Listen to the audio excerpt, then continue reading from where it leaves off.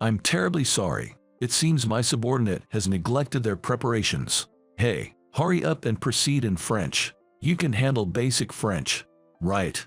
Get to it, please. The day of the business deal worth $12 million.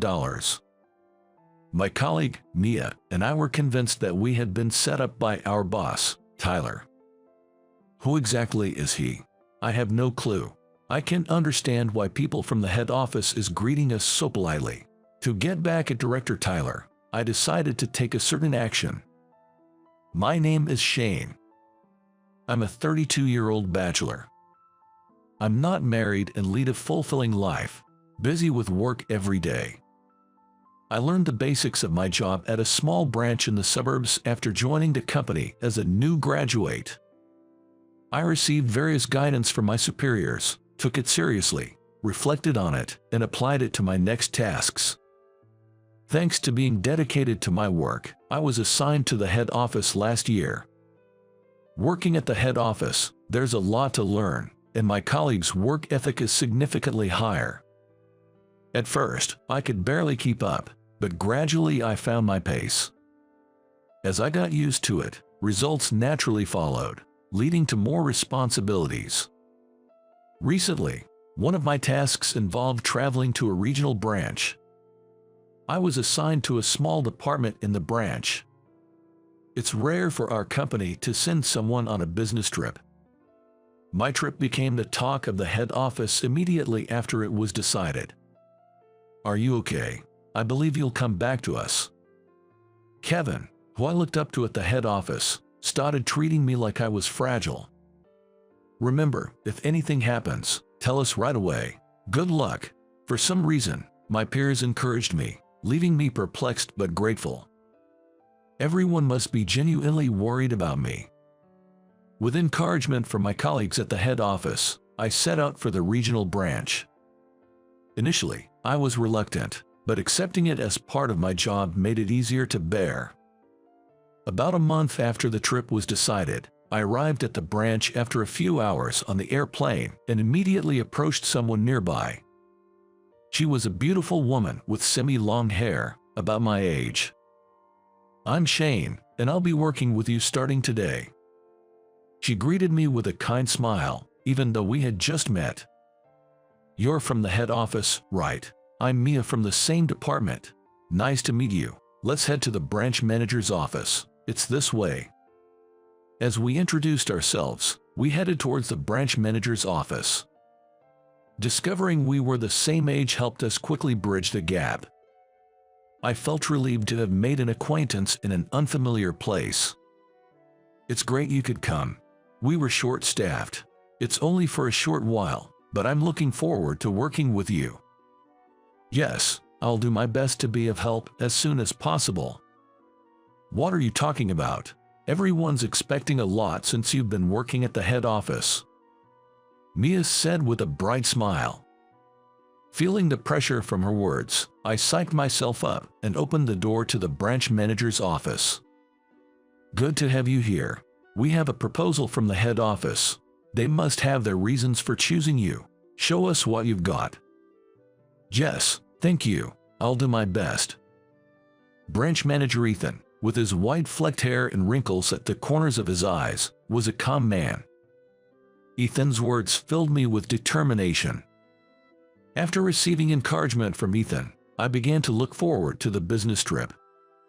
A few months into my job at the branch, I had gotten used to my work. However, I recently faced a concern. Contrary to my enthusiasm, Mia seemed somewhat dispirited. The atmosphere in the department was gloomy and oppressive. Are you tired, Mia? Are you getting enough rest? When I asked, she gave me a slightly troubled smile. If I'm getting worried over by Shane, I guess I still have a long way to go. I should be the senior here, so I need to act like it. Mia, you're doing enough already, but you look pale. Are you okay? I've been a bit busy and short on sleep lately. Sorry for making you worry. Could it be because of Tyler? At the mention of his name, Mia flinched. It seems there's something to it. Tyler is our department's director. Although he's a few years younger than us, He apparently has relatives among the executives at the head office, and he's gaining experience as an executive at the branch. And the poor atmosphere in the department is also related to Tyler. He always looks down on his subordinates, making unreasonable demands and instructions. Anyone who dares to oppose him is thoroughly cornered, leading some to resign. I remember his authoritarian attitude even towards me, a newcomer. Hey, don't get cocky just because you're from the head office. I'm the one in charge here. My word is law, got it? Yes, I understand. Since then, I've tried to avoid him as much as possible, but it seems Mia, being his direct subordinate, doesn't have that luxury. You mentioned being sleep deprived. Is it because of work? Mia always told me to leave on time, so I assumed she did the same. Well, it's a busy period. With a big deal coming up, it's crunch time. Looking closely at Mia's face, I could see faint dark circles in her eyes. How did I not notice this before? I felt guilty for my lack of attentiveness. Isn't this an issue with Tyler? Without proper rest, it could lead to serious problems. Yeah, but it's also true I'm not doing well enough at work. Thanks for your concern, though. Seeing Mia's forced smile, my heart ached. But here, a newcomer like me is just another face in the crowd. Feeling powerless, I could only bite my lip in frustration. Noticing my mood, Mia clapped her hands to change the subject. By the way, Shane, do you know, the vice president at the head office, who's now at an overseas branch, was the top of his class at Harvard University. Isn't that inspiring? Yeah, it is. And he's from our generation. Isn't that amazing? That's why I want to work hard like him and be useful to the company. I was moved by Mia's words. I had never seen anyone so dedicated to their work. That's why I felt a strong desire to protect that sincerity. I understand how you feel, but make sure not to overdo it. Yeah, I know, thanks. With that, Mia left with a polite smile, leaving me to ponder. Mia, always smiling and brightening up the department. I never imagined that Mia was shouldering the workload all by herself. Although I felt something was off, she returned to her usual self the next day. Was I just overthinking it? Still, I couldn't help but worry about her, someone who had always been there for me. Even seeing her acting as usual, my concern lingered. Carrying those mixed feelings, several days went by. Then, one day, as I was returning from an outside visit, I heard a familiar voice coming from one of the meeting rooms. If we take on so much work, we may see more resignations. Please reconsider. Are you trying to take it easy? If you have time to complain, get to work. The useless ones always whine the most. I didn't mean that. I was just thinking of the company's best interest. Peeking in, I saw Mia and Tyler arguing. Unaware that both of them hadn't noticed me watching, Tyler stood with his arms crossed, looking all high and mighty. For the company. Huh, are you kidding me? Do you really think it's okay to defy me? You're just a regular employee, and I'm the manager. But Tyler, you're always just making us do all the work. It doesn't even look like you do anything else. Aren't you just trying to take it easy? What? Do you even realize what you're doing? You must really want to quit. At Mia's words, Tyler's face turned beet red. Anger clearly showing, Tyler began to raise his voice. Do you even know who I am? I'm the head of this department. If I wanted to, I could report you to the higher-ups and get you fired just like that. But this is too much, not just for me, but for everyone. Mia's desperate cry moved me to action. Enough of this, please. Tyler and Mia were both taken aback by my sudden appearance. Ignoring their surprise, I stepped in between them, shielding Mia from Tyler. I've heard enough. With all due respect, don't you think you're going too far? I thought you were quiet, but what's this? Do you like this girl or something? Perfect match for the bottom of the barrel. Though slightly taken aback, Tyler did not back down from his aggressive stance, and the corner of Tyler's mouth twisted into a sneer. "Everyone's been saying it. What did you mess up to get sent here on a business trip? Don't cause us any trouble, okay? Excuse me. Such a gross misunderstanding." My voice was filled with anger as Tyler looked down on me and sneered. But Tyler remained unfazed. "Playing the hero, are you? What can you possibly do? You've defied me, so she's fired." "Please, wait." Hearing Mia's desperate voice, I quickly made a proposition to Tyler. "I'll take on your work as well. Can we pretend this never happened?" My proposal left both of them as surprised as before. Tyler was the first to speak. "Interesting proposition. Fine. From now on, your job is to handle my work. Make sure you do it well." "Understood. In return, please don't fire her and promise not to mistreat the other employees." "All right, I promise. This should keep me entertained and not bored." With that, Tyler left, looking pleased with himself. Left behind, Mia apologized to me. "Shane, I'm sorry. As your senior, I should be the one protecting you, but instead, don't worry about it. Mia, you did nothing wrong. It's quite remarkable to stand up to someone higher up all by yourself." Mia continued to express concern for me, but I reassured her, and we both left the meeting room. After parting with Mia, I went to see Ethan. "Ethan, about Tyler. I'm sorry. It seems you've been troubled as well." I explained the situation since my arrival. Then, Ethan let out a big sigh and explained the situation to me. It seems that Ethan was already aware of Tyler's problematic behavior. As the son of a senior executive, Ethan couldn't just disregard him. This is indeed a serious issue for the company. "Leave it to me for now." Though Ethan looked puzzled, I left the office of the branch manager. True to his word, from the next day on, Tyler visited me multiple times a day, hurling insults and complaining. There was still no sign of him actually doing any work. I was concerned about not being able to reduce the burden on the other employees, but I figured it was at least a good thing he wasn't harassing them. However, that relief was short-lived, and I soon regretted my naivety. "Tyler, the report is ready, so I leave it here for you." When I brought the documents to Tyler, he glared at me fiercely. "Ha, how long do you take to do such a simple task? You really are slow." In front of other employees, Tyler scolded me for a long time. Day after day of Tyler's insults inevitably darkened my mood. Enduring such days, one day, Mia came to me. "I've been selected as a project member and entrusted with a major business negotiation." Mia's face was beaming. At the same time, Tyler called out to me. "Mia will be in charge of the negotiation, and you'll support her."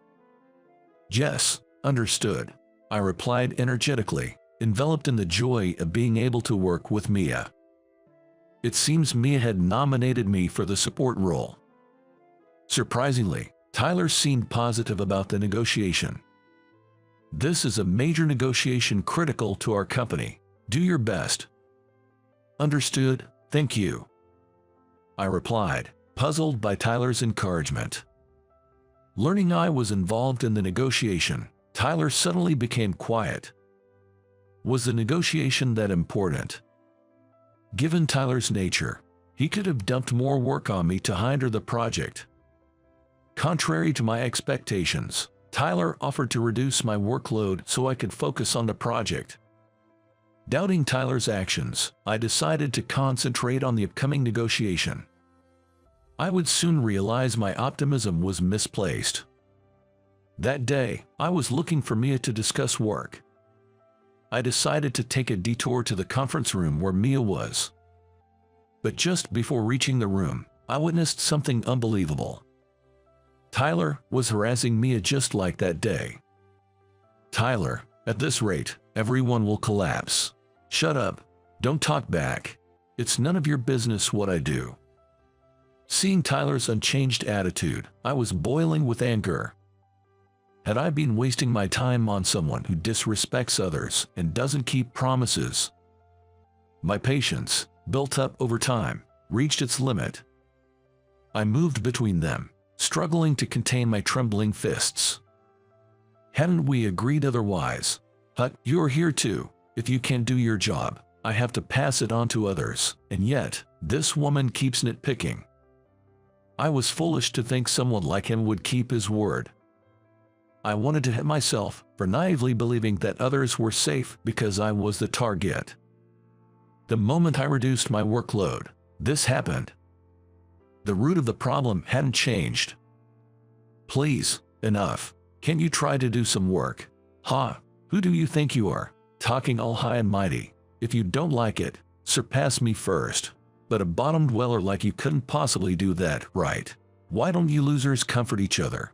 After berating us, Tyler left with a smug look. Tearful Mia apologized to me, just like before. Shane, I'm really sorry for making you feel bad. Actually, were things not changed? Yes, they were. Thanks to you, things had improved a lot, but because I asked you for help, Tyler started picking on other employees again, and one of my colleagues is even considering quitting. To think that it had led to resignations. My anger amplified, realizing the situation was worse than I imagined. Then, the pressure on our peers increased, and today, when my colleague pushed back after being overloaded with work, it led to that scene. So that's what happened. I'm sorry I didn't notice. Shane, you're not to blame. Mia forced a smile, obviously feigned. The dark circles in her eyes were pronounced, and her hair, usually tied up, was in disarray, perhaps from lack of care. It's all right. I'll make him pay for this. Mia, I'll need your help. And so, alongside the preparations for the negotiation, I began another kind of preparation. The following week, the day of the negotiation finally arrived. Along with Mia, my fellow in charge, I headed to the conference room. Shane, thank you for your help. No, it's all thanks to your hard work, Mia. Let's do our best in the negotiation. And we made our way to the conference room where the negotiation was to take place. However, upon confirming the counterparts, we were astounded. More than half of them were foreigners. Naturally, they were all speaking in French. At that point, it was unclear whether French would be the language of communication. The advance materials did not indicate that the counterparts would be foreigners. But Ethan and the other employees did not seem flustered at all. Meaning, all employees except us were aware of this. The counterparts were from a major foreign company, including many foreigners. The project team included Mia, me, Ethan, Tyler, and a few from the headquarters. Kevin, whom we often relied on at headquarters, was also present. If everything went as usual, the meeting would conclude as per the minutes, and the negotiation was almost a done deal. We had spared no effort in preparation, working tirelessly to ensure everything was in order and not to offend the counterparts. Remembering this, I instinctively looked at Tyler. Sure enough, Tyler was smirking with a sneer. The materials, as he had said, were prepared by Tyler, Mia's direct supervisor. He had set us up. When I tried to proceed with the meeting as per the agenda, we were immediately stopped. The counterparts also seemed perplexed. It seemed we were the only ones not understanding the situation. Then, Tyler, who had been silent, opened his mouth with a smirk. Wasn't it clearly stated in advance that today's meeting would be in French? Don't tell me you're unprepared. Hut French. Seeing Tyler urging us to respond, we were convinced we had been set up. All eyes were harshly on Mia. No, Mia, sitting next to me, was sweating and on the verge of tears. Tyler, looking amused, began to berate her. I apologize. It seems my subordinate in charge has neglected her preparations. Hey, proceed in French. You can handle middle school level French, can't you? Hurry up and get it done. Of course, we hadn't been informed of any need to prepare for a French-speaking meeting. Tyler knew everything from the beginning and had dumped his work on us, intending to make us take the fall. I was determined not to let things go his way. Seeing Tyler trample on our efforts and gloat filled me with boiling anger. Then, I lifted my head. Taking a deep breath, I started my presentation in fluent French. The foreign counterparts seemed to understand, listening intently and at ease. Beside me, everyone, including Tyler, was visibly shocked. Without minding them, I focused on the presentation at hand. Since I had memorized the content of the negotiation, I could speak smoothly without prior translation. It seems there's concern about this figure. Can we make adjustments? Yes, it would involve an alternative, but it seems manageable. Understood. I'll try to negotiate the price a bit more. As we were nearing the end, I addressed Tyler in French. Tyler stumbled over his words, unable to understand French, and I spoke to him in a cool tone. Did you not understand? I thought I used simple French that even a middle schooler could understand. Tyler's face turned bright red as I said this. We could hear sniggers at Tyler's expense from around us. After seeing Tyler fall silent and lower his head, turning back to our counterparts, I continued the negotiation. Successfully, we concluded the negotiation. It's all thanks to you, Shane. I was worried, but it appears that you're doing well here too, which is reassuring. It's been a while. Not at all. It was all thanks to Mia's good preparation. Seeing me talking amicably with the headquarters staff, Mia, Tyler, and the rest of the branch office were visibly surprised. Then I heard Ethan and Mia talking. Who exactly is he? I don't know. I have no idea why someone from headquarters is greeting him so respectfully. Seeing their confusion, I approached them. It was thanks to you that we could secure the contract. That's not true. I just did my job, and I've caused you so much trouble, Shane.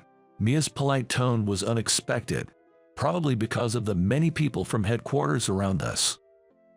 I continued the conversation without concern. No, it was all thanks to Mia. People from headquarters were praising you too. So, Shane, what's your relationship with the people from headquarters? While I was talking with Mia and heading to our department, there was Tyler, standing as if waiting. It seemed he had been waiting for me. What do you think you're doing? Interrupting the negotiation like that? What would you have done if something had happened? The negotiation was a success, so there's no problem, right? It seems your plans have failed, Tyler. I said this and continued walking without paying him any mind. Wait a minute, Vice President Thompson. There's a message from President Thompson. A person in a suit from headquarters approached me and called out. Seeing this, Tyler's mouth fell open in confusion. Mia was just as surprised. Shane, Vice President, Mia asked hesitantly. Right, I haven't told you yet, actually. I'm the Vice President of the group company that oversees this one. So you're the one who graduated top of your class from Harvard University. Ha! Both of them exclaimed in unison. But their tones were complete opposites. Mia's voice was bright and somewhat admiring, while Tyler's was like a shriek. Ethan, for his part, was so shocked he couldn't even speak. Yes, I'm President Thompson's son and graduated top of my class from Harvard University. I've been on an overseas assignment until recently and have just taken up the role of Vice President of the group company. Tyler's face turned ashen. He then blatantly changed his attitude and began to cling to me. I had no idea you were the Vice President from headquarters. I apologize for treating you like any other employee. It explains why you were so humble yet commanded such presence. I never imagined someone of your stature would be sent on assignment to a branch office. That was at President Thompson's request. This branch has an exceptionally high turnover rate. and its sales performance is not satisfactory. He wanted me to gain experience overseeing the company as a whole, and look what I found. I never imagined our company had such problems. Problems? I'll address them immediately. What do you see as the issue? As a manager, I'll take your feedback seriously and review our on-site operations. Tyler, seemingly trying to imply he wasn't at fault, was met with my piercing gaze. He stiffened as I coldly stated, "You're the problem." Did you really think there was no problem? Your attitude towards subordinates, the work environment, everything is problematic. Using your power to dominate your subordinates, anyone with a bit of sense would know that's something you shouldn't do. Tyler, who usually only blames others, seemed unable to tolerate his current situation. Suddenly raising his voice, he changed his attitude dramatically. "Oh, acting all high and mighty. Who do you think you are, getting all submissive with me? This is absurd. Besides, there's no way a vice president would come to such a rural place on business. Are you some failure from the headquarters, putting on a poor act?" His words rendered me, Mia, and even Ethan speechless. I confronted Tyler with reality. "It doesn't matter what you think of me. The fact that I'm the vice president is true. Calling me a failure or bottom dweller. It seems you like to label people, but that's because I've allowed you to think that way. So, it's really true. Only those at the headquarters knew about my position. Thankfully, it spared me from unnecessary formalities. Now, it seems we can also eliminate a significant problem." "A problem?" "Yes, your behavior has already been reported to the HR department at the headquarters. With Mia and other employees' help, we've gathered detailed information on the damages. Some sort of disciplinary action will be taken soon." At my words, Tyler collapsed to his knees. "Please, wait. You broke the promise. I can't overlook this any longer." With that, I left the scene quickly. Later, an official decree came from the headquarters to dismiss Tyler. It turned out that the reason Tyler had remained at the branch office was due to his problematic behavior, which had made it untenable for him to stay at the headquarters. Of course, Tyler's relatives at the headquarters also quickly lost patience and withdrew their support. As a result, Tyler was disowned by his family and, with nowhere to go, was seen job hunting. However, having looked down on others for so long, Tyler likely found it impossible to work under someone else. It seemed he couldn't bear the thought of working under someone else anymore. Even if he managed to secure a final job, he would quickly cause trouble and get fired, and now he had been spotted working part-time at a convenience store near the branch office. On the other hand, Mia continued to work energetically. Employees who had resigned upon hearing of Tyler's departure decided to return. Thus, my months-long business trip was drawing to a close. "You'll be heading back to headquarters soon, right?" Mia looked sad. Despite telling her numerous times that it's okay to speak casually as before, she stubbornly insisted on using formal language. While I would have preferred a more relaxed way of speaking, her insistence on maintaining this boundary was typical of her character. "Yes, I suppose so. Now that the problem is resolved, I'll likely be returning." "I see." Seeing her looking down, I made up my mind and took a deep breath. "I'll be waiting for you at headquarters." As I said this, Mia looked up. Then, gazing straight at me, she quietly spoke. "Of course, please wait for me." I was drawn to her earnestness and straightforwardness. The thought of parting was sad. The day we would work together at the headquarters might not be so far away. I've never been the type to make enemies. I always thought that about myself. But considering the current situation, it seems that just by breathing, one can somehow make enemies. This crossed my mind when I received the official notice from the director, Steve. "My name is James. I'm a 36-year-old mid-level employee at a construction company. I got a job at a well-known local construction firm right after high school. My parents were thrilled when I landed the job, as it was a reputable company in our area. I chose not to go to college simply because I wanted to start earning money as soon as possible. I have 4 younger brothers. It was only natural for me as the eldest to want to help support my parents financially. I was never particularly fond of studying and had no real interest in pursuing a college degree.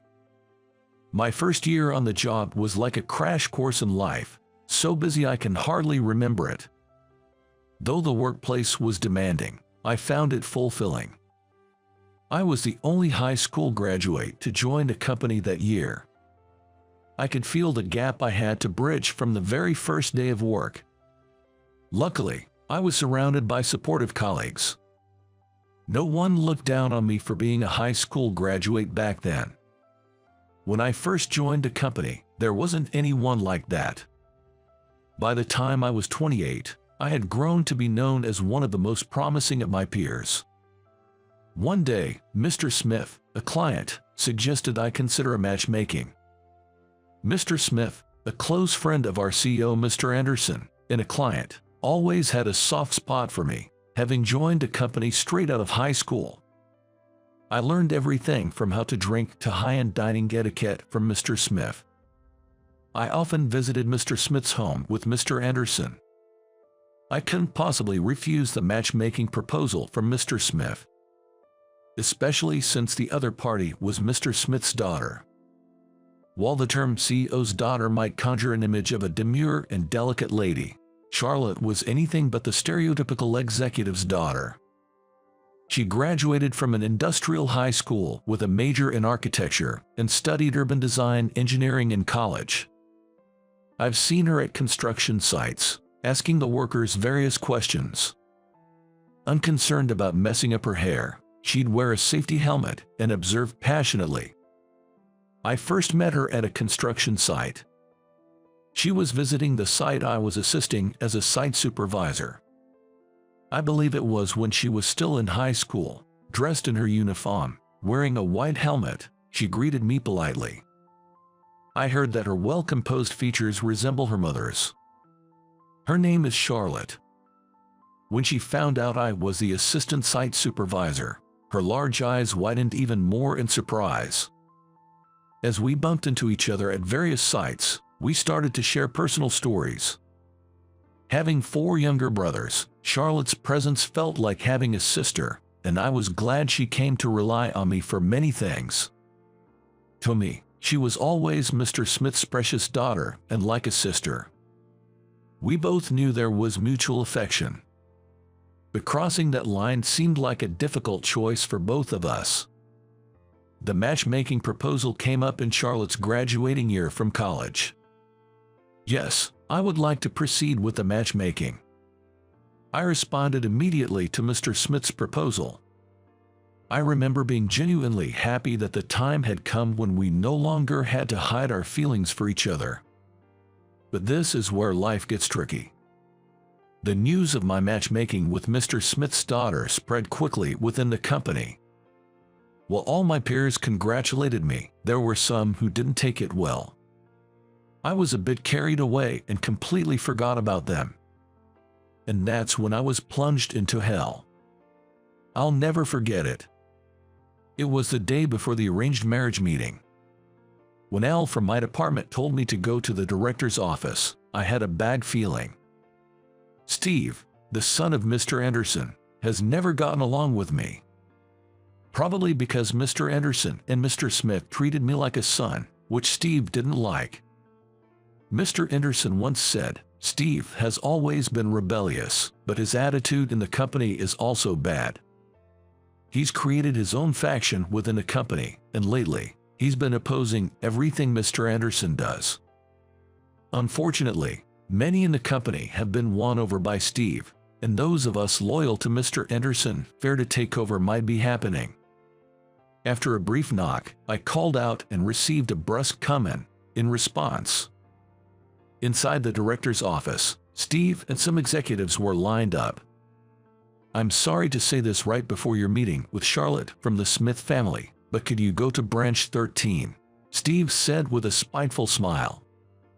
I was so taken aback I could only utter a dumbfounded huh. Branch 13 is a remote southern island, far from headquarters. This wasn't just a transfer, it was a demotion. Steve watched my reaction with amusement, while his cronies snickered and laughed behind me. I realized then that this was a done deal. Mr. Anderson has been hospitalized due to illness since last month. This transfer must have been forcefully arranged by Steve. I clenched my fists, determined to stay calm. I refused to show any sign of distress. I accepted the official notice as if it were nothing and left the director's office. Inside, I was seething with anger. Thus, on the eve of my long-anticipated meeting with Charlotte, I faced this unfortunate demotion. One should never make someone hold a grudge against you. On the day of the arranged meeting, leaving Charlotte in tears was the lowest I've ever felt. I hadn't been in touch with Mr. Smith since then. It's been 8 years since I was transferred to this remote island branch. There's been no sign of returning to headquarters, especially since Mr. Anderson passed away 3 years ago. Now, Steve, the one who banished me here, is the CEO. It seems my peers who were loyal to Mr. Anderson were suddenly fired. They probably thought I couldn't do anything from this island. I wasn't fired, but here I remain. Mornings come early on the island. Since coming here, I've taken up surfing. There's a shallow beach with good waves, attracting many tourists for surfing. With few other industries, the island relies on tourism. My work involves the construction of small resort hotels, villas, and pensions, among other things. There's also a fair amount of repair work, keeping us reasonably busy. The branch office consists of me, 2 young craftsmen, and 1 local administrative worker. The atmosphere here is relaxed and friendly. The peace here is unbelievable, considering how at headquarters there were constant clashes between Steve's faction and those loyal to Mr. Anderson. After 8 years, I've grown accustomed to this peaceful life and have started dreading the idea of returning to headquarters. Before work, I head to the sea and catch a few waves before going to the office. And during lunch, I gaze at the calm sea. Lately, I've had more desk work, so I make a point of looking out at the distant view, which makes me seem like I'm always staring out the window. James, you're staring at the sea again. Clara, the administrative worker, often teases me. When I first arrived, I felt anxious and lonely. Not to mention guilty for abruptly canceling on Charlotte. But with 8 years gone by, even that feeling has faded. By now, she must be around 30 years old.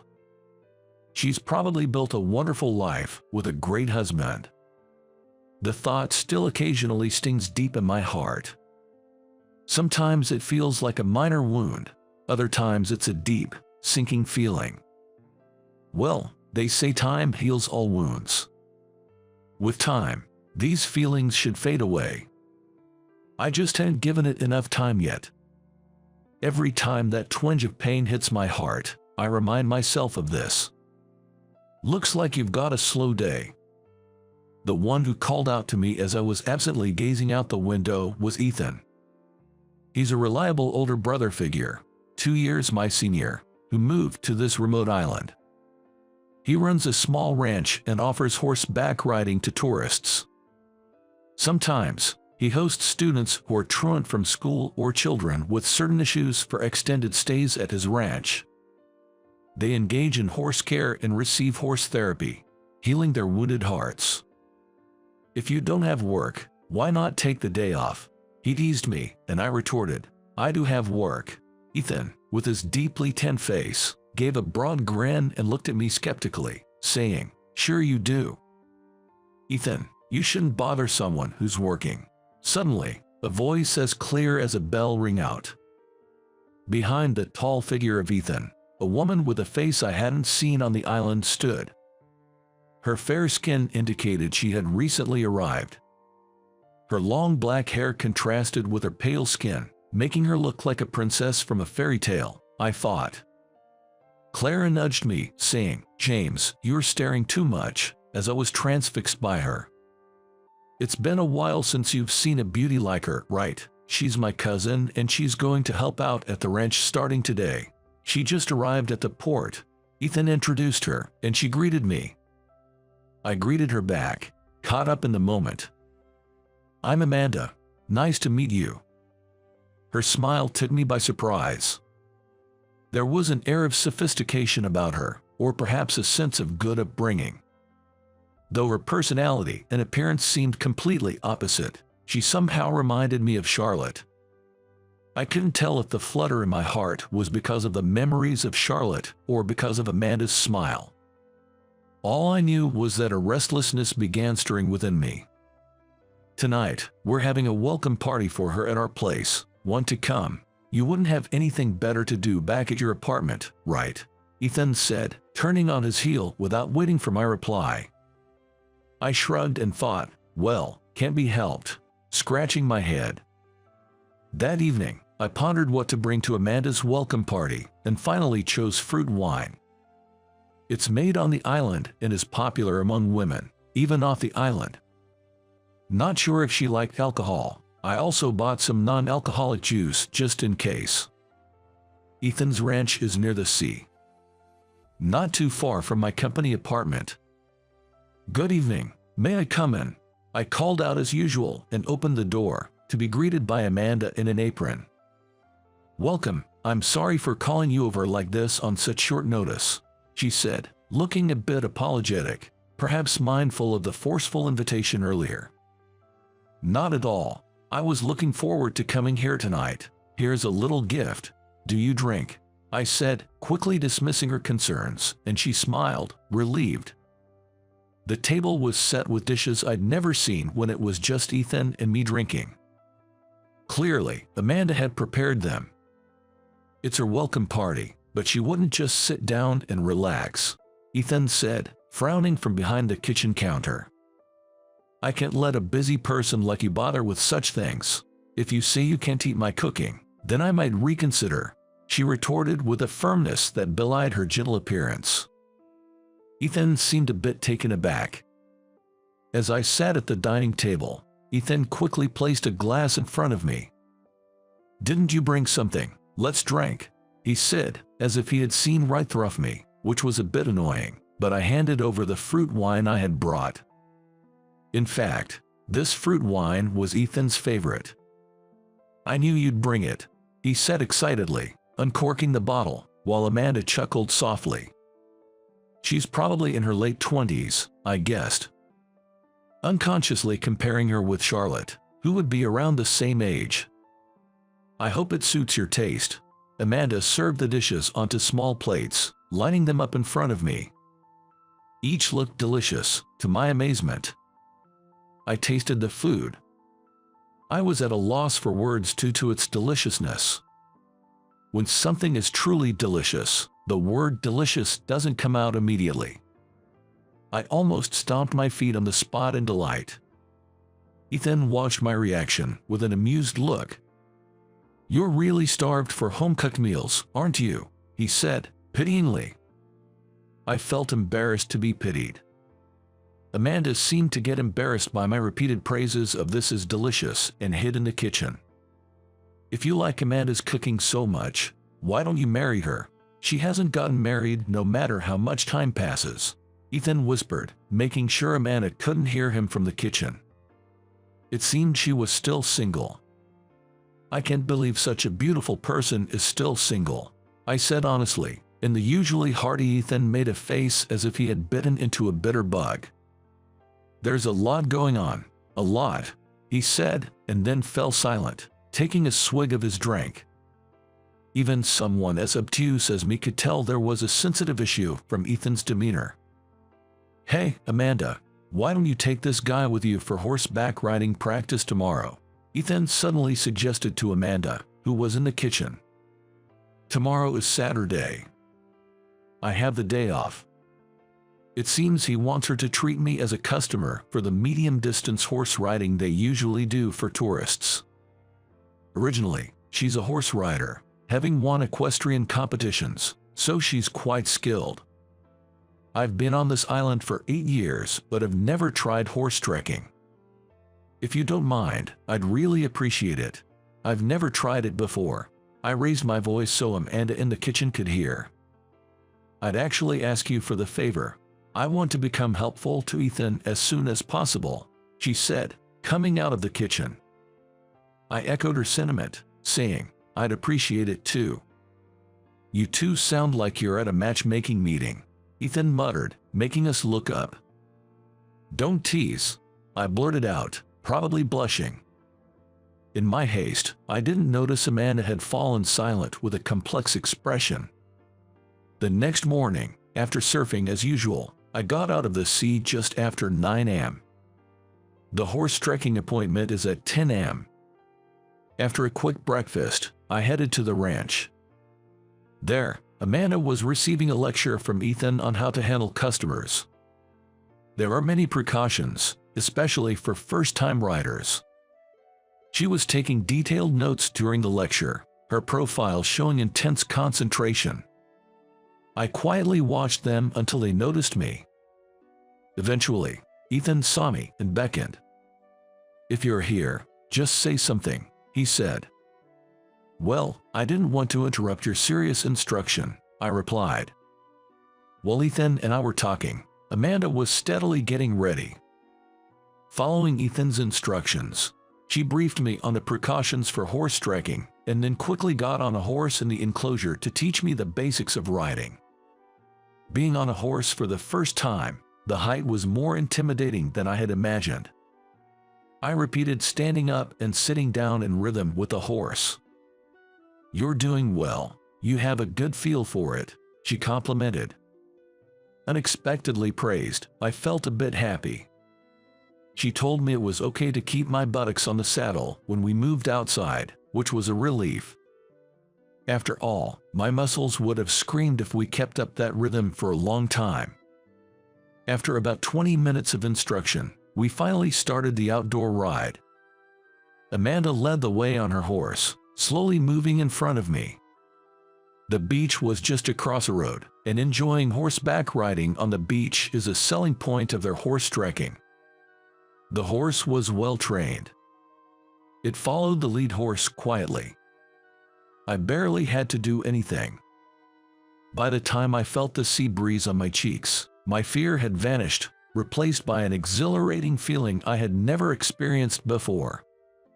All I could hear was the soft crunch of the horse's hooves on the fine sand and the gentle sound of the waves. The beloved scent of the sea and the sea breeze.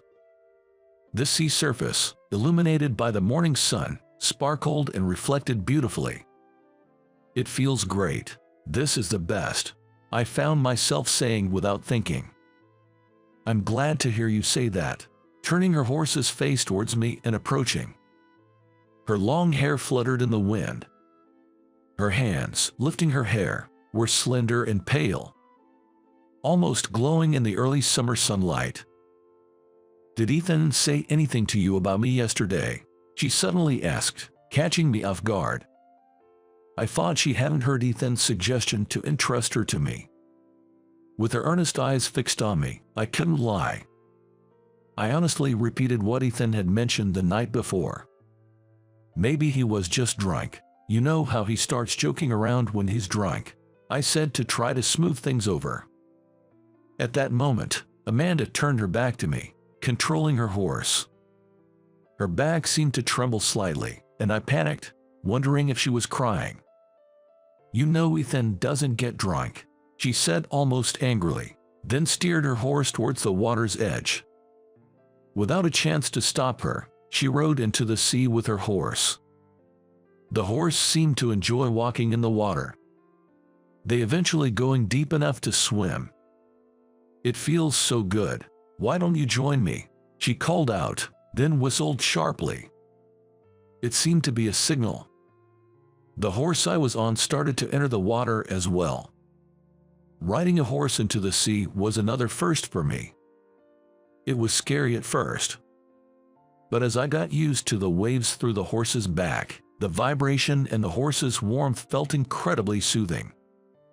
Minor worries seemed insignificant. With my eyes closed, feeling the wave sounds and the horse's breathing, I sensed Amanda approaching.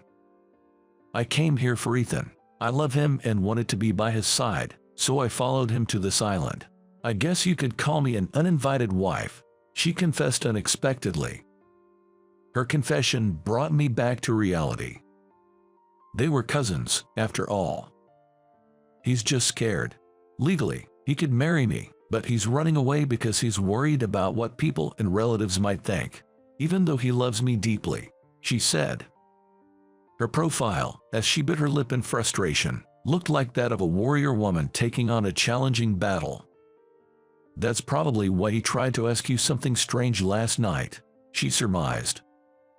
For her to openly declare to love Ethan, it felt strange, like I'd fallen out of love even before I ever fell in love with her.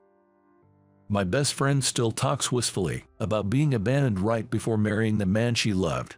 I don't want to become a woman who clings to the past. On our way back to the ranch, she said that in a strong tone. Listening more closely, I was taken aback. She revealed that her friend was turned down at a matchmaking meeting by the man she loved. Charlotte's face flashed in my mind. It couldn't be such a coincidence. I took several deep breaths to calm my racing heart. But that effort was in vain as we approached the ranch. There were two figures there, Ethan and another person. I couldn't believe my eyes and squinted for a better look. There was no mistaking it. It was Charlotte, grown into a woman. Everyone's worried because you disappeared so suddenly. I had a hard time stopping your parents from going to the police. Charlotte scolded Amanda from atop her horse. But Amanda seemed unapologetic. Are you going on about what society will think again? My life is my own. What's wrong with living it the way I want? She dismounted the horse gracefully and handed the reins to Ethan, facing Charlotte directly. Contrasting with Amanda's long black hair and pale skin, Charlotte had a tan, sported very short bright hair, and her ears sparkled with several piercings. Yet, it was Charlotte, who appeared more lively, who had tears in her eyes, while Amanda, with her hands clasped in front of her chest, seemed irritated, tapping her fingers rhythmically. Everyone has their circumstances, right? There are things in life. We can't live as freely as we wish. Amanda scoffed through her nose at Charlotte, who was pleading in a voice mixed with tears. You really haven't changed at all. Hating to be called a president's daughter, you deliberately dress like that and act tomboyish, Amanda remarked. At Amanda's words, Charlotte's shoulders twitched sharply. Perhaps she felt humiliated for being hit right on the mark. Amanda didn't stop her onslaught, even as Charlotte looked down. But your essence hasn't changed, has it? Always worried about what society thinks, always being considerate of others, giving up on what's important to you, and living a life of regret. I'd rather not live like that, Amanda said. Charlotte, not wanting to hear any more, covered her ears with her hands and crouched down. Shut up, shut up, shut up. I know that, I don't want to hear it. I couldn't bear Charlotte's voice, which sounded almost like a scream. Jumping off the horse, I embraced Charlotte's hunched shoulders. Her slender shoulders were trembling slightly. Do you remember me, Charlotte? When I softly spoke to her, Charlotte's body stiffened. Holding her breath, she slowly looked up at me, her large eyes widening. In her eyes moistened with tears, my reflection was clearly visible. No, it can't be.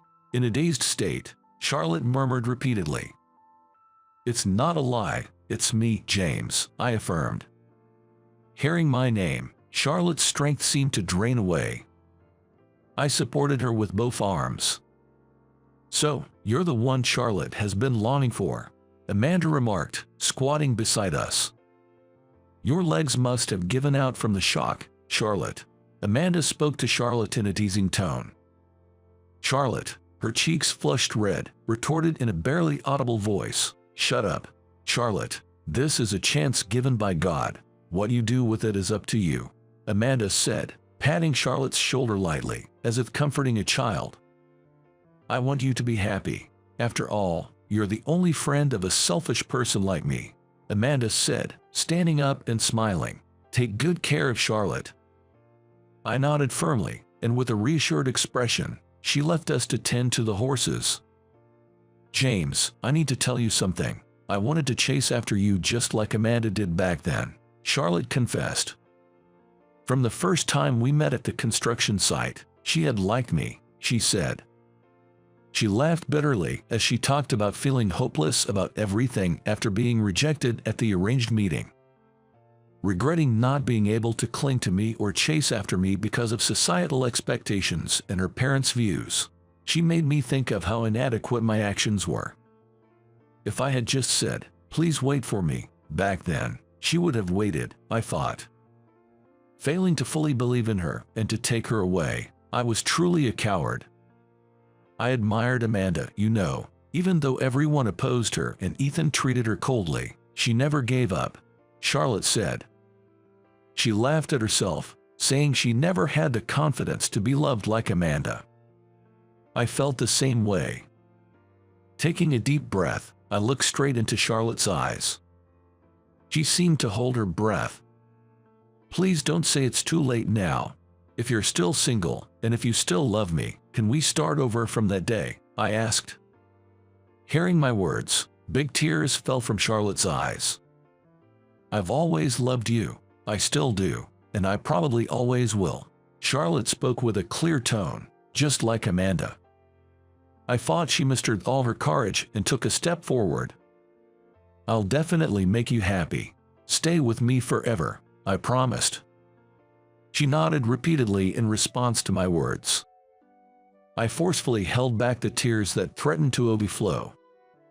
This wasn't the time to cry. I had decided to make her the happiest person in the world from now on. Amanda gave a sharp whistle. It sounded almost like she was saying, "Be happy." As I pondered for a bit, Mia looked intently at me. Noticing her gaze, I looked back at her and she smiled, saying, "You're kind, aren't you? All right. For such a kind Alex, let's give you a reward."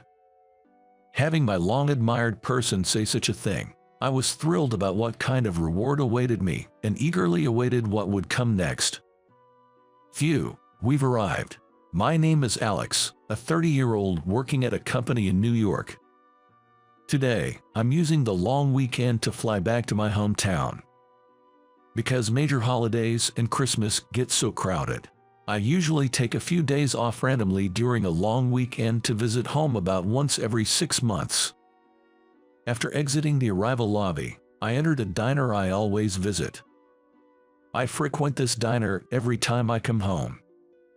That's because I worked here part-time when I was in high school. I wonder if it's her day off today. She hasn't quit, has she? After looking around the diner for a while, I felt a bit let down. I was looking for Mia. She was a senior when I was working part-time, and now she's the manager of this place. She's a beauty that turns every head in the place, with impeccable customer service to boot. She was the senior I admired, always teaching me kindly and carefully, even when I was a newbie. And she was the only woman who ever called my smile cute. Ever since I was a kid, I've been teased by my classmates for my squinty-eyed smile, making it a complex of mine. Although I intended to work only in the kitchen, this diner required working in the hall as well, and there was customer service training. Despite not wanting to force a smile for work, I nervously tried my best, and Mia called that smile cute. At that moment, I fell for her. But there was a problem. Mia was 10 years my senior. There was no way she would see me as a romantic prospect. At the time, Mia had a boyfriend, and I couldn't even confess my feelings. After quitting the part-time job to attend college in New York, I ended up working there, and during my biannual visits home, I dropped by this diner. chat with her if she was working. It's been over a decade since I met her, and by now, the hope of getting together with her has faded, but talking with Mia always warms my heart. Seeing Mia during my visits home was always a soothing moment. 2 days later, I ended my visit home and headed to the local airport a bit early. Peeking into the diner where I used to work, I spotted Mia before entering the shop today. Her radiant smile still dazzled me. I then stepped inside the diner. "Welcome, oh Alex, it's been a while, hasn't it? How's work going?" "Smoothly. Got a girlfriend." I furrowed my brows in frustration. "Even you, Mia. Give me a break. I'm already exhausted from my parents nagging me about when I'm going to get married." Seeing my trolled face, Mia laughed. "Oh dear, you seem to have worried your parents. I don't get nagged about it anymore. Here, take a seat wherever you like." Prompted by her, I took a seat. Mia brought over the pasta I had ordered. "Be careful, the plate is hot," she said as she placed the pasta in front of me. "I'm always happy to see you stop by. You're so diligent." Unable to voice out that I came to see Mia, I just started eating my pasta. "What time is your flight back to New York?" "The 5 p.m. flight," I replied after swallowing a bite of pasta. Mia glanced at the clock inside the diner and said, "That's quite early. It's only 2 p.m. now, right? Oh, I'm about to take a break soon, so I can keep you company for an hour to kill some time," making me overjoyed. "Are you sure?" As I responded with a smile, Mia said, "Yes. Haha, your smile is still as cute as ever," then turned on her heel and headed back to the kitchen. Even now, being praised by Mia for my smile, which I've always been self-conscious about, made me feel warmly happy.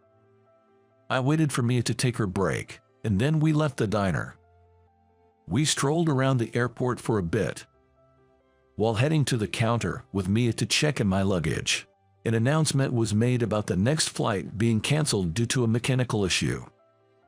"It's not your flight, right, Alex? That's a relief." "Yeah, mine is the one after the next." As we engaged in casual conversation, the counter became swamped with people. They were probably trying to rebook for the next flight. Deciding to check in our luggage later, we headed to the observation deck to watch the planes together. "Please wait, can't you do something? I really need to get on the next flight," a man was pleading desperately nearby.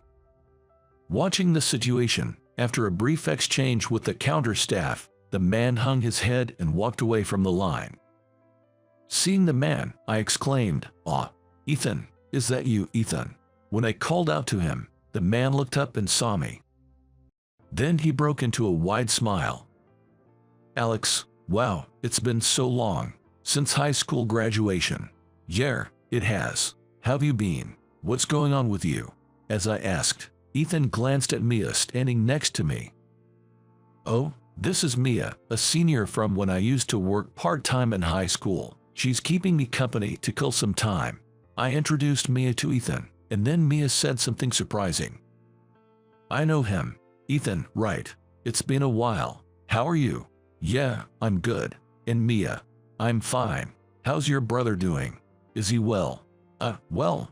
The conversation between Mia and Ethan was somewhat awkward. Confused by the situation, Mia turned to me. "You know, I used to date Ethan's brother. We broke up after I got sick." She smiled faintly, looking a bit downcast. "My brother was pretty down about it at the time," Ethan muttered reluctantly. Hearing that, Mia said, "I see. I must have left him with a heavy burden," with a smile, but Ethan couldn't look directly at her. "What's going on with you, Ethan? You were yelling about something earlier." Mia continued the conversation as if nothing had happened. "Oh, well, that." Ethan scratched his nose awkwardly. "You're hiding something, aren't you?" Mia pointed out sharply.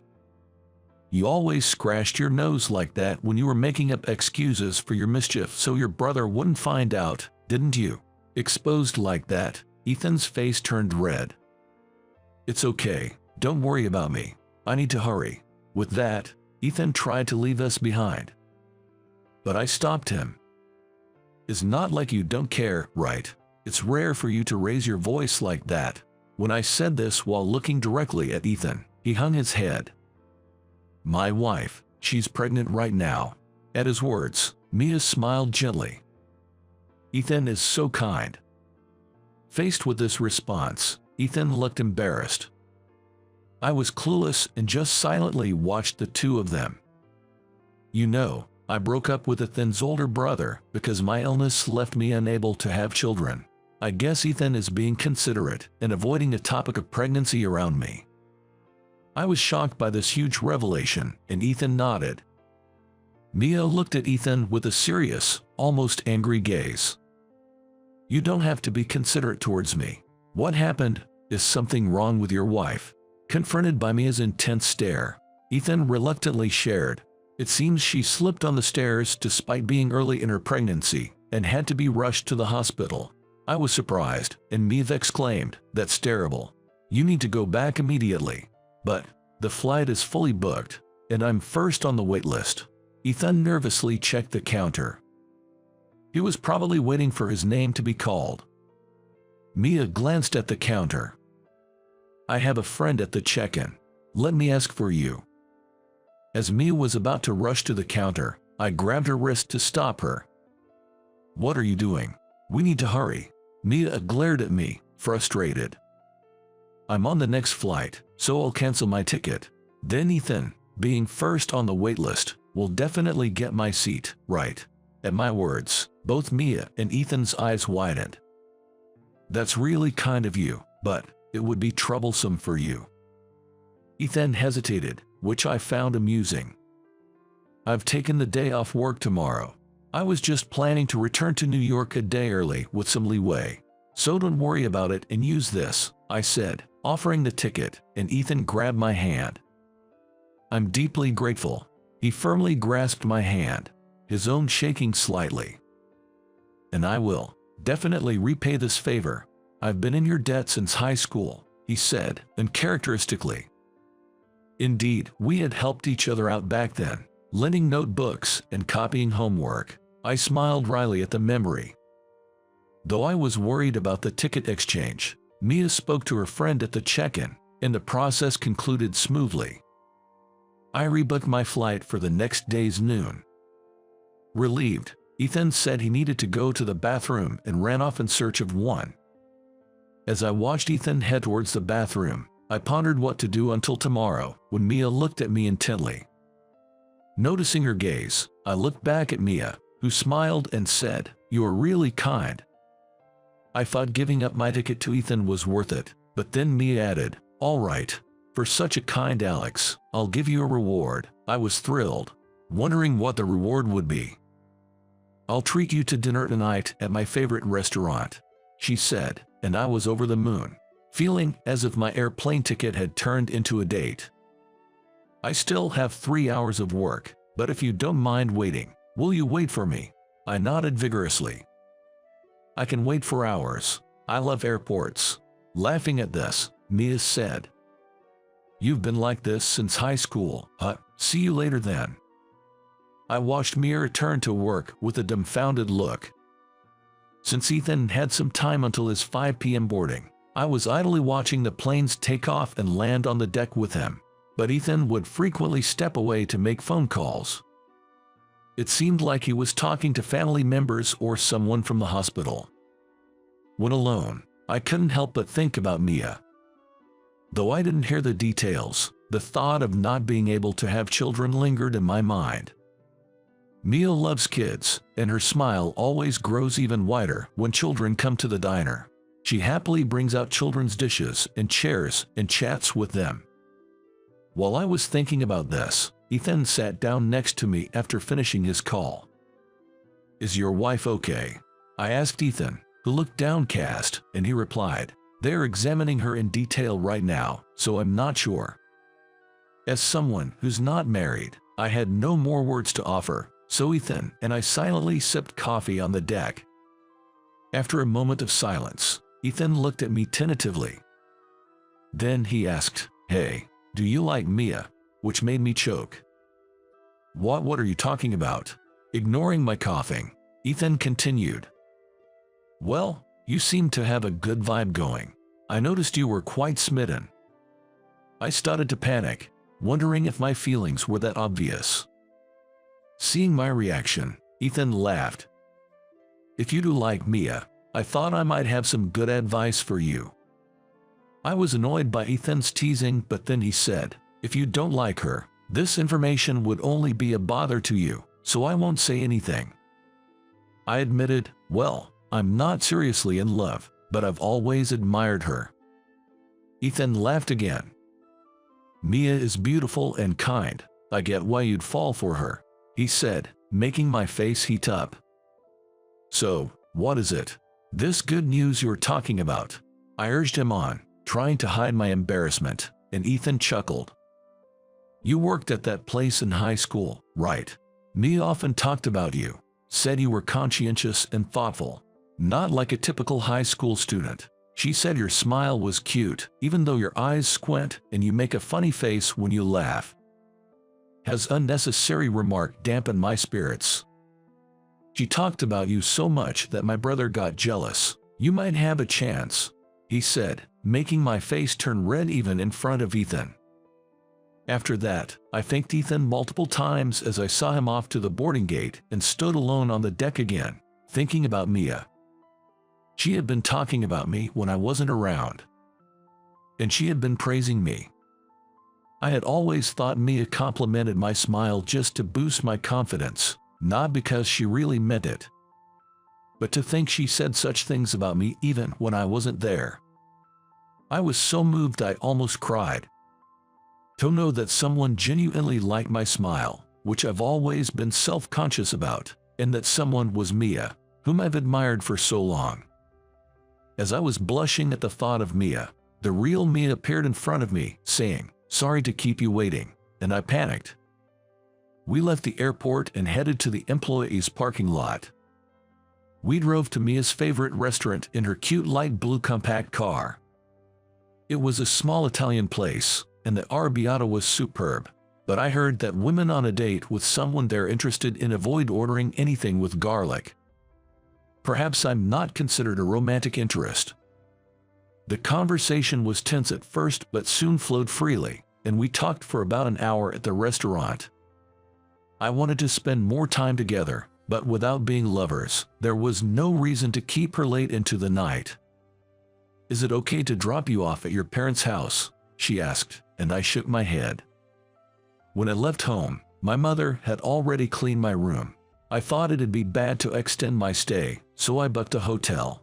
There were no single rooms left, so it's a twin, I explained, having booked the hotel while waiting for Mia. When I told her the name of the hotel, Mia grinned. "A room for two, huh?" As I was admiring her beautiful smile, she said, "It must be lonely in such a big room by yourself," and I chuckled. "I'll enjoy the spacious room all by myself." At my words, Mia's smile widened and she dropped a bombshell. "Should I stay with you then?" I turned bright red and panicked. "No, that's with Mia. Stay over." "No, that can't be right. A man and a woman in the same room. That's not appropriate," I blurted out, flustered, and Mia burst into laughter. "Ah ha ha, come on. Nothing's going to happen with a woman 10 years your senior, right?" Mia said, laughing. After a good laugh, she looked a bit melancholy. "Well, it wouldn't matter if something did happen. I'm not really a woman anymore." She laughed self-deprecatingly and said, "Don't say that, Mia, you are always a wonderful woman." Unable to come up with anything more clever to say, I looked down. Then Mia took a deep breath, started the engine, and said, "Do you still have time? Let's go for a little drive," steering the car in the opposite direction of the hotel. Holding the steering wheel and looking straight ahead, Mia began to talk. When she and her boyfriend, Ethan's older brother, were discussing marriage, Mia was struggling with irregular periods. The pain became so severe that she went to the hospital, where she learned she had to have a hysterectomy due to her condition. It was aggressive and had been caught late, leaving no option but a complete removal. I regretted it so much. If only I had gone to the hospital sooner. If only I had gotten my regular periods checked.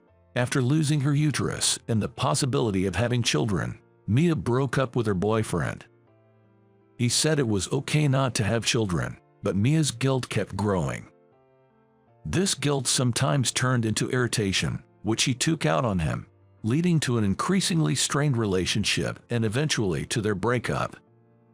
When we decided to break up, I was so sad, but a big part of me was relieved. Now he could have his own children with someone else.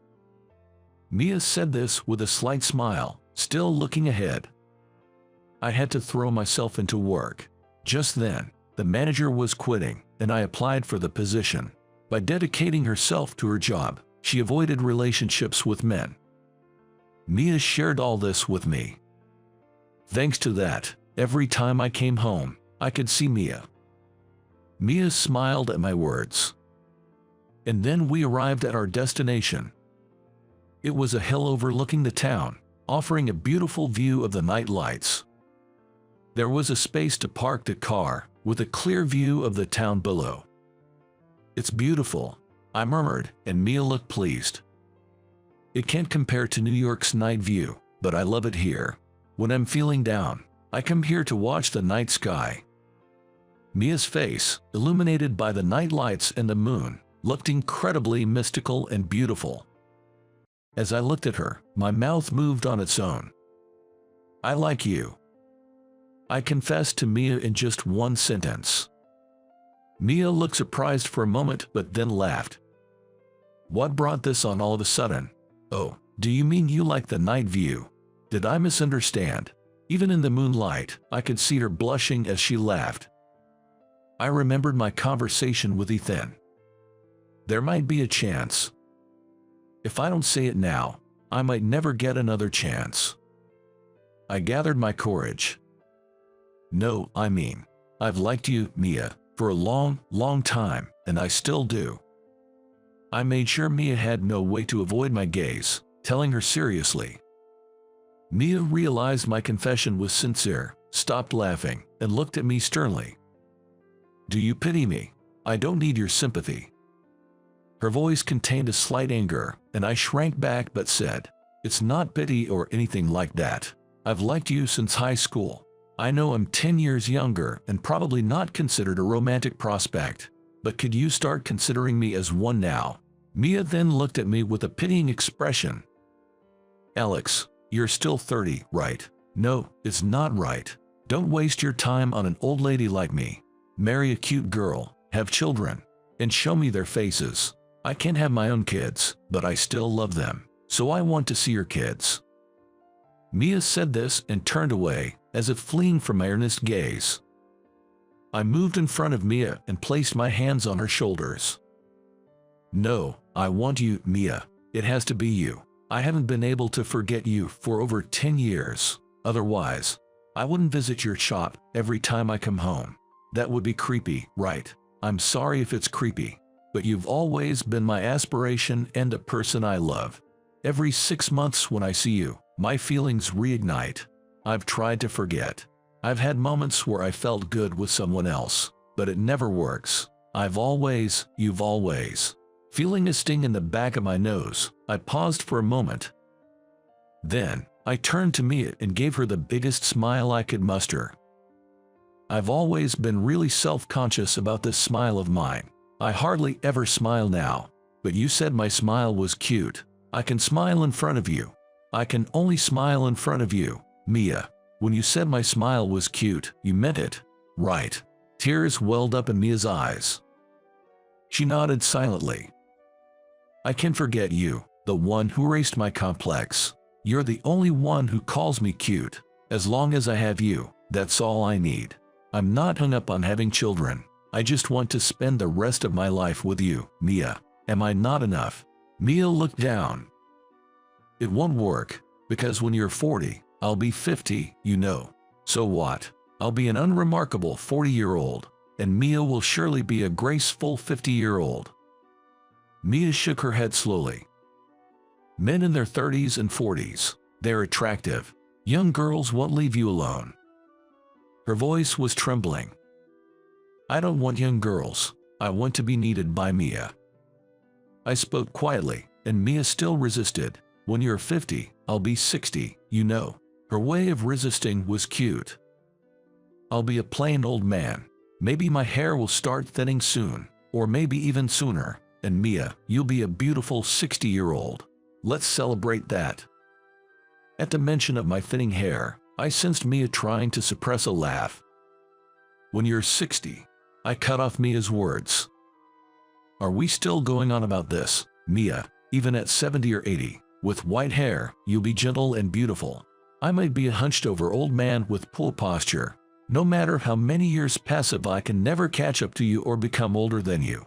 I'll always be 10 years younger, but I'll strive to be a man Mia can rely on. So, please, walk for life with me.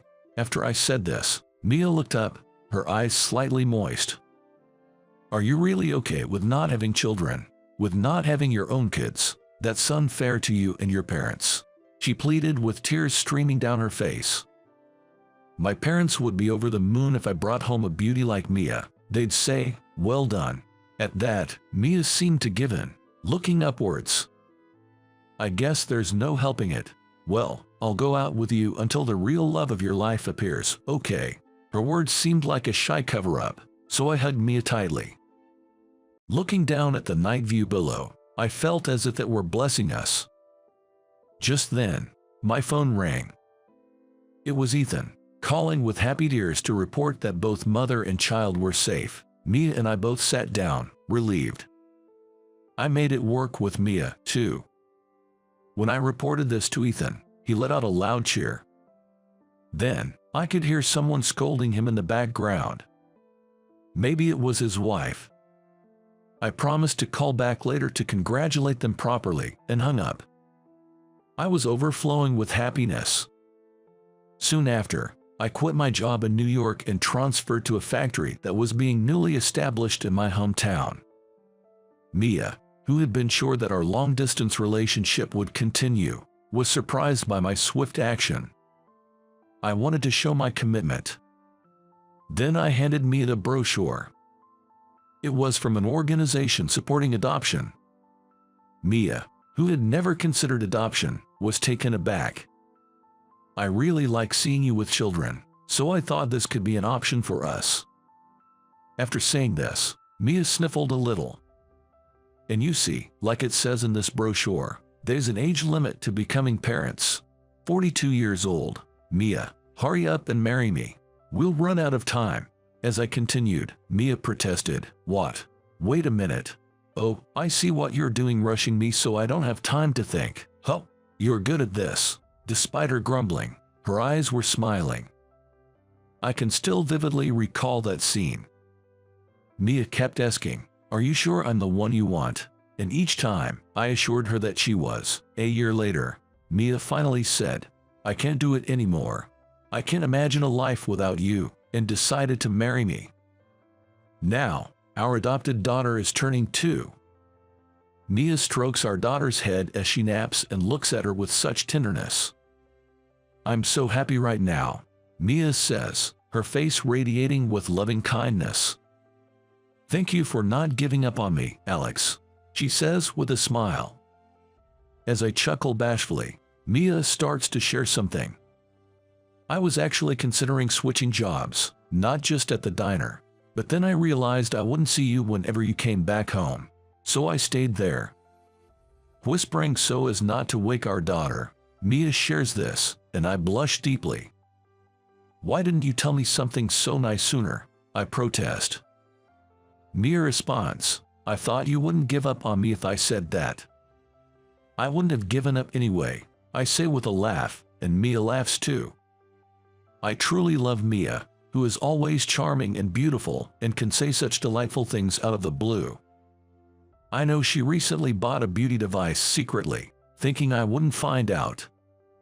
I don't care about age, I'll always love Mia. I want us to create many laugh lines together, living modestly with our adorable daughter. Looking at our daughter's peaceful sleeping face, Mia and I shared a laugh. My name is Alex. I just turned 17 and became a sophomore in high school this spring.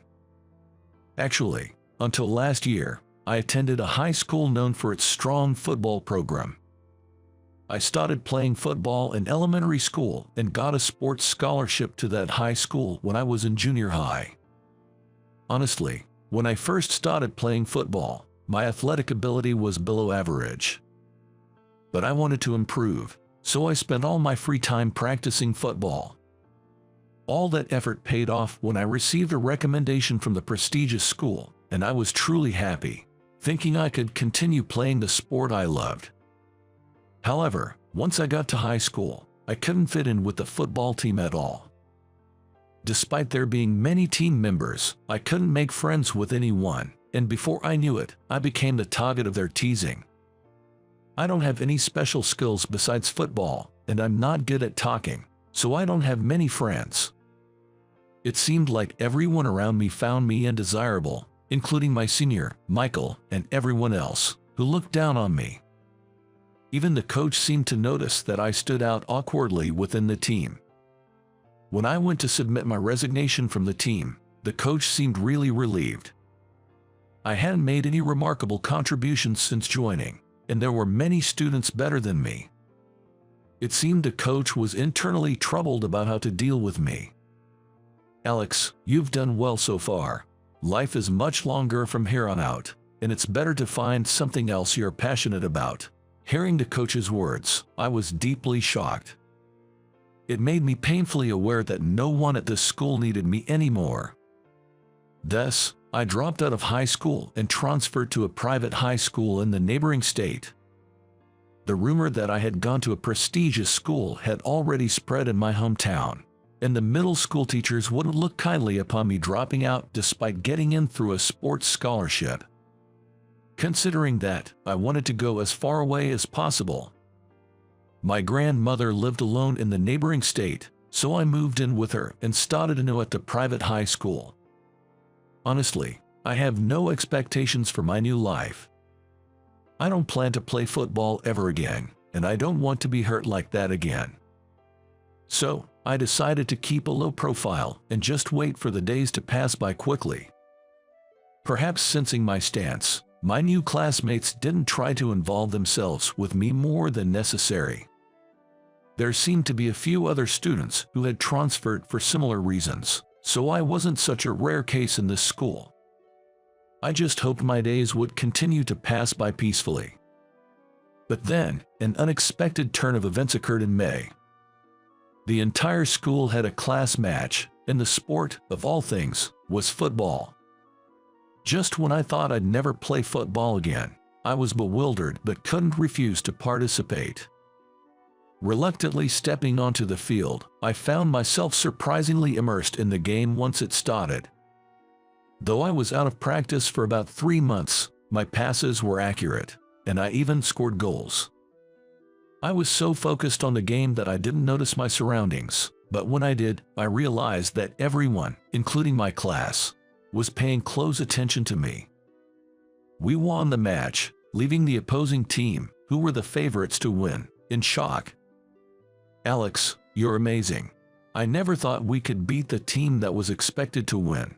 My classmate Jordan approached me excitedly. Oh no. I didn't expect to win against a team that was favored to win. I had planned to keep a low profile.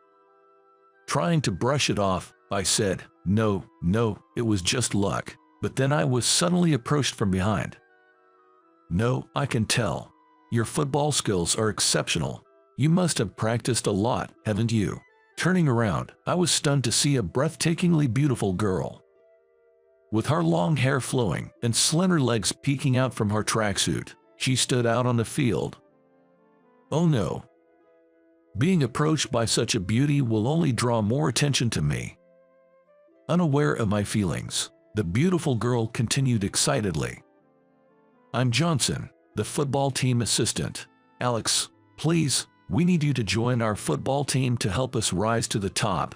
No, thanks. I've decided not to play football anymore. I turned my back on Johnson and dashed away. No way. I transferred schools to get away from football, and now to be scouted for the football team.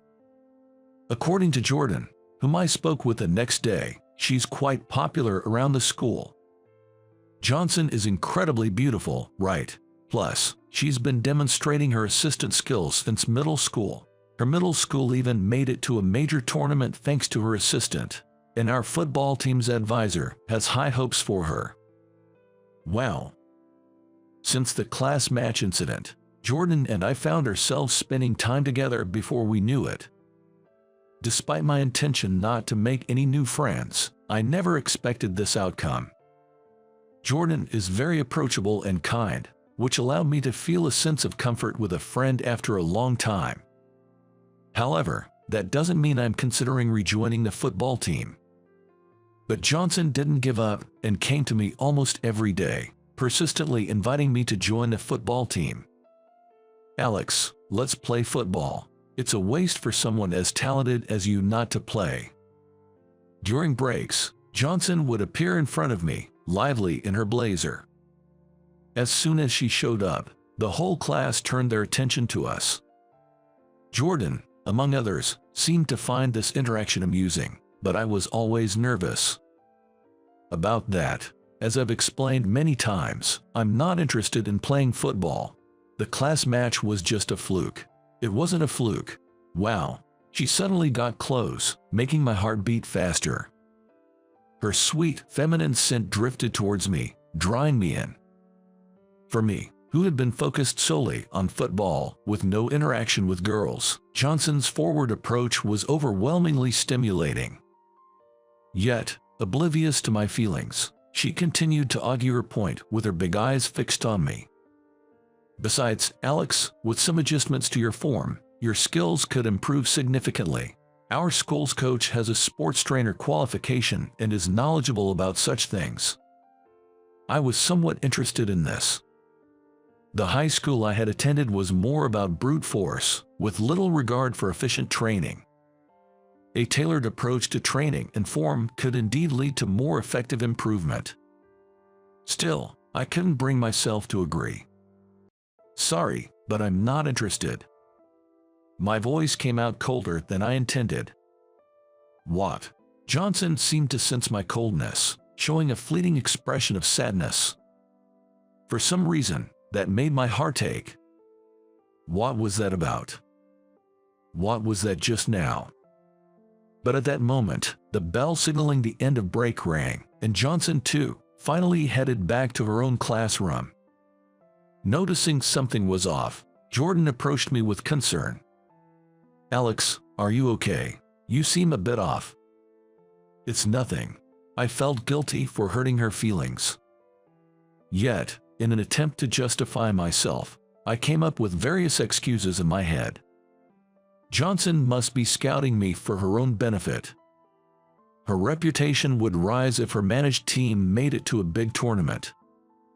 Any guy would probably listen to such a beautiful girl's request.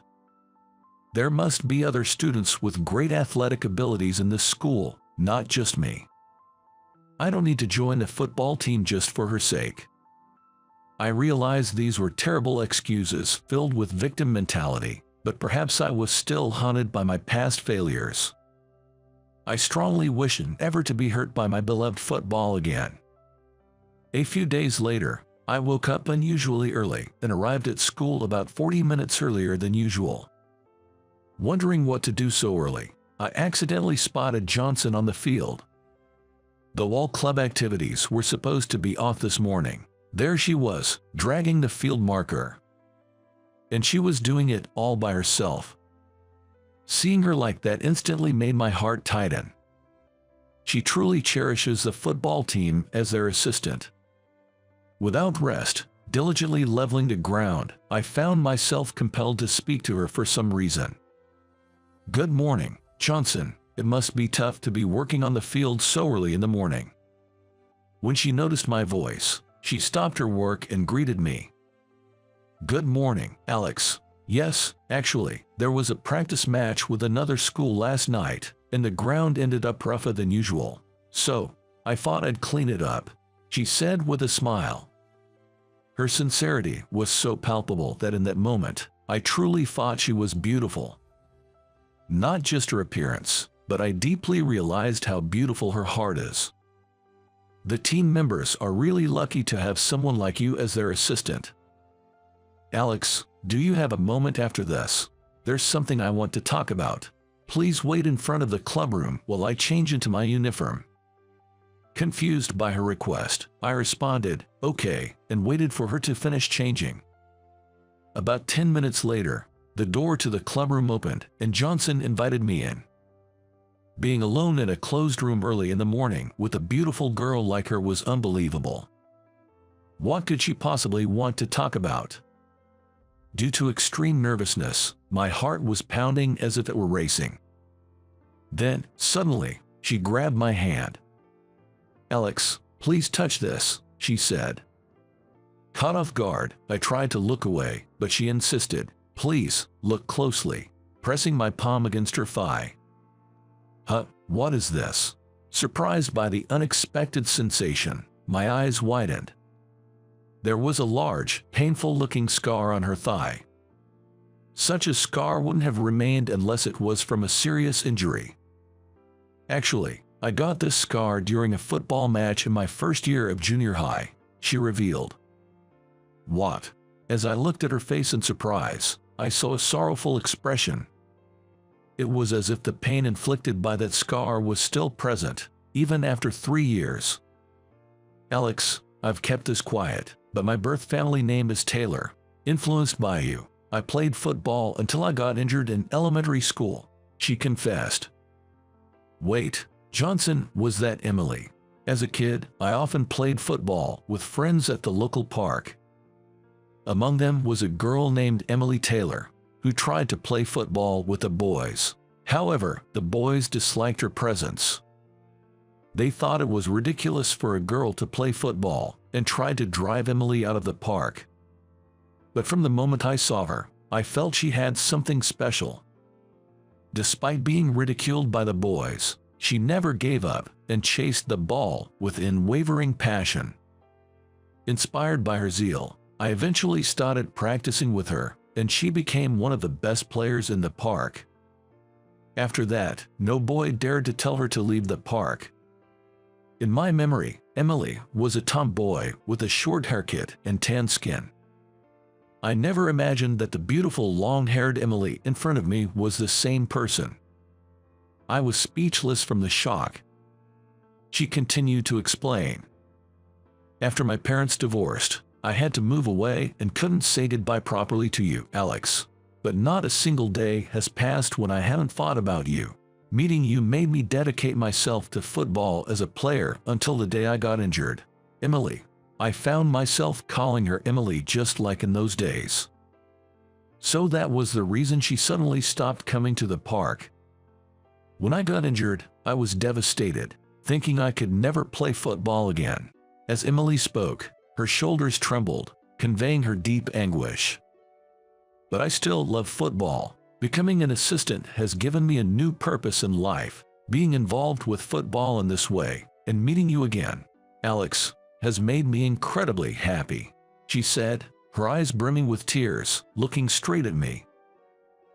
How shallow I had been. Unlike Emily, even now, I could fully commit to football whenever I chose to. I was using my painful memory as an excuse to run away from football.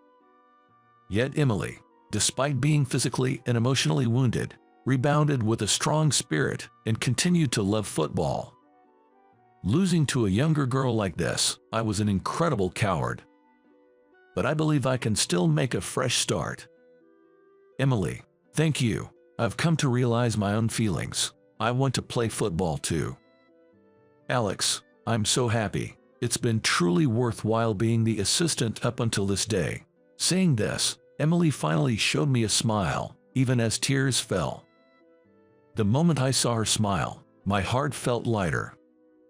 I want to protect this smile. I want to face football with all my heart again. That was the moment I truly realized this. Afterward, I officially joined a football team and started practicing with the other members.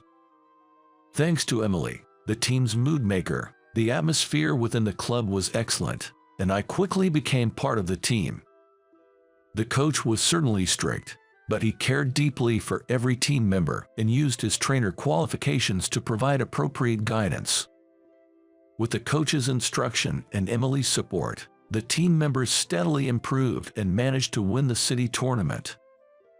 Next, we aimed to compete in the state tournament. Let's eat. As I was energetically eating breakfast before going to school, my grandmother opened her mouth with a smile. "It's really good to see Alex so energetic. You truly come alive when you're playing football." My grandmother had been worried about me, so it was great to finally put her mind at ease. The reason I can enjoy my days like this is all thanks to Emily. "Thank you, Grandma. I'm really blessed." After saying, "That was very good breakfast," I dashed off to school. I wanted to play football, even if just for a moment. With that thought, I felt as light as if I had wings on my feet, allowing me to run effortlessly. Emily was already on the field, leveling the ground as usual. "Good morning, Alex." "Good morning. All right, I'm going to help with the leveling too." Saying that, I joined Emily and worked on the field together. Our conversation was mainly about the upcoming tournament. Spending time with her like this made me deeply realize how special she was to me. I wanted to be closer with her, not just as an assistant and a team member, but in a more significant way. "Emily, what is it?" The moment she looked at me with her big, beautiful eyes, I felt my heart race and lost my words. "It's nothing." "Come on. It's not fair to stop halfway. I'll tell you if we win the next tournament. I can't express my feelings as directly as Emily does. So please wait a bit longer," I said in my mind. "After we've grown a bit more through the tournament, I'll properly tell her how much I like her."